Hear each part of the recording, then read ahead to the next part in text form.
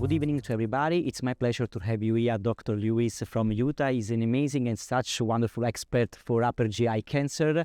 And so I would like to ask a couple of questions about how is the standard of care for you in terms of management of advanced gastric cancer. We know that the combination of chemotherapy plus immunotherapy is the standard of care, yes. But we have two types of combination, chemo plus nivo and chemo plus pembro. What are the criteria for you that we should use in clinical practice in order to dive into this tough topic?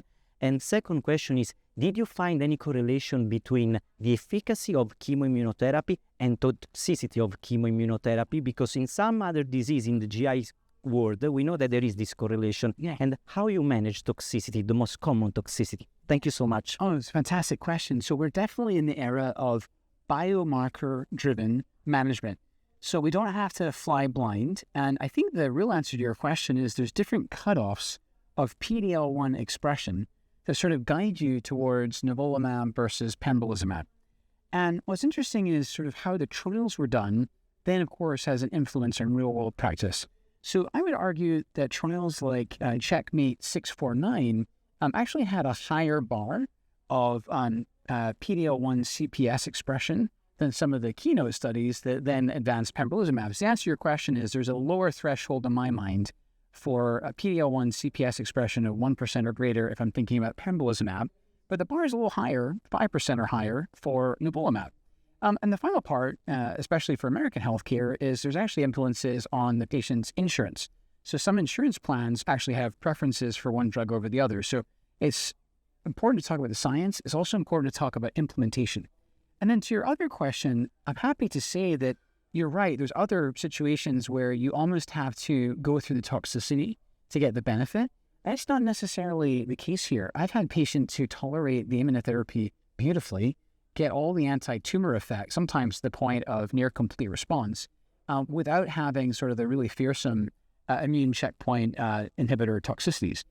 Key there, I think, is patient education.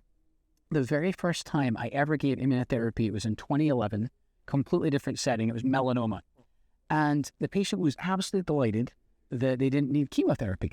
I said, well, hold on a second. There's this new drug, ipilimumab, and we have to be very careful with it. And sure enough, this patient experienced essentially a complete endocrine crisis because the drug caused hypopituitarism, and their entire axis from there down was affected. So it's a matter of educating the patients on what to look for. And the final key here is educating our colleagues in the emergency room. So for instance, if a patient comes in, it's lovely to talk about with diarrhea on one of these drugs, we're going to manage that very differently than if they came in with diarrhea from chemotherapy. So it's about our awareness, the patient's awareness, and the awareness of colleagues who aren't technically in oncology. And when we all work together, we can make this both as safe and effective as possible. Okay. And the last question is, you cited melanoma. We know that in melanoma, with single-agent immunotherapy, and even with the nivolumab plus ipilimumab, we can achieve a very sustained and prolonged complete response. And that at some point, it's almost magic. We can stop immunotherapy because there's going to be a sort of a tail of the effect on our patients. Yes. I know gastric cancer is tough. It's a totally different world. Yeah. But do you think that in the future we could do the same? Have you ever experienced complete response in advanced setting with these regimens? Yes, thank you. Have. And you're right. Knowing when to stop is a really nice problem to have. It's nerve-wracking for both oncologist and patient alike. It's anecdotal, but from my own practice, I've had a patient with a complete response to pembrolizumab based on Keynote 062. And what we did was we sustained the pembrolizumab for 2 years, and then we made a mutual decision. And we said, we're going to stop and we're going to monitor. There was a variety of benefits there. There's increasingly this concept of time toxicity in oncology. This patient was dutifully coming every 3 weeks at the 200 milligram dosage, and then every 6 weeks at the 400 milligram dosage.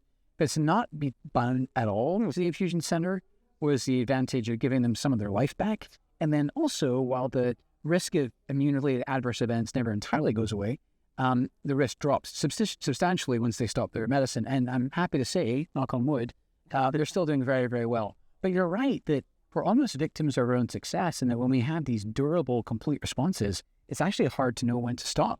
And I think we really are taking our cues from the melanoma literature. Elsewhere in GI oncology, we're learning from the use of, say, dostarlimab in rectal cancer. So I think we're going to learn as we go, but it's a wonderful predicament. Okay, Yeah. thank you for these insights about advanced gastric cancer, and thank you, Dr. Lewis, because he did an amazing job as always. I would say it's not new about Oncology Brothers and the Oncology Brothers world. So thank you, everybody, for helping us with this amazing episode of Oncology Brothers. Thanks. You.